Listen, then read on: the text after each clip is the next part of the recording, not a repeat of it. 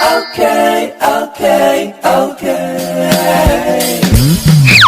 Alright, alright. Hello mga Shy, it's nga rin Jonashay Bisaya and welcome back dito sa ating YouTube channel. At kung ikaw ay bago pa rin dito channel ko, please subscribe na and click the bell button para ikaw ay updated sa mga videos ko. So, kumusta mga Shy? So, karon mga Shy, mag-Bisaya na tayo. Pansinin nyo na ako diri sa Ayad. So, ana ako karon itudlo sa inyo kung saan pagbahog, kung sa ibahog sa mga baboy na 1.5 months pa na mga baboy. So, una, Ang ibahog ninyo is kini.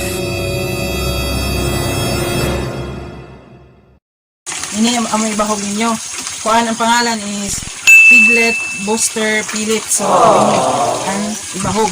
Tapos, muna ini, transfer na sa cellophane. So, dapat pakanon na to ang baboy, pamahaw, paniudto, panihapon. Mura pod sa kuan sa ato tawo. Kada isa nila, 1/4 ang ibahog sa ila. So, amo. So, tapos, pailaila na kamo sa duha ka mga baboy. Ini, babaji, si Kangkang.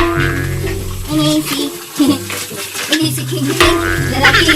So, wala sila magsuon. 1.5 year, 1.5 month pa ini sila. So, ato pa, kanon.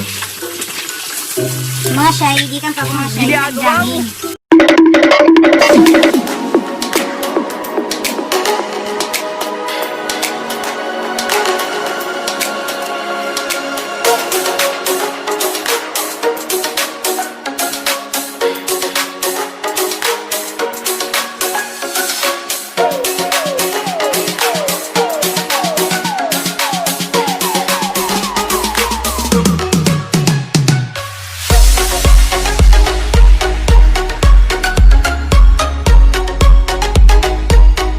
Bawal pa liguon ang isa ka baboy pag pugahon. So, pugahon na namo karon, bali magbilang ka na 3 days before nido liguon ang baboy.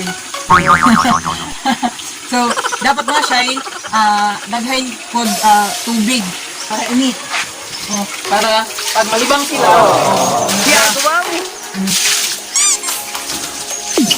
dapat na itubig namin kinagagas. Jai, salamat sa nag-ubos na naman ang oras sa video na ito.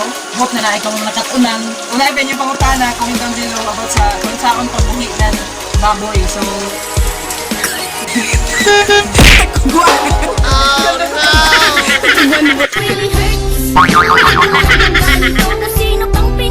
bless you all. Bye-bye.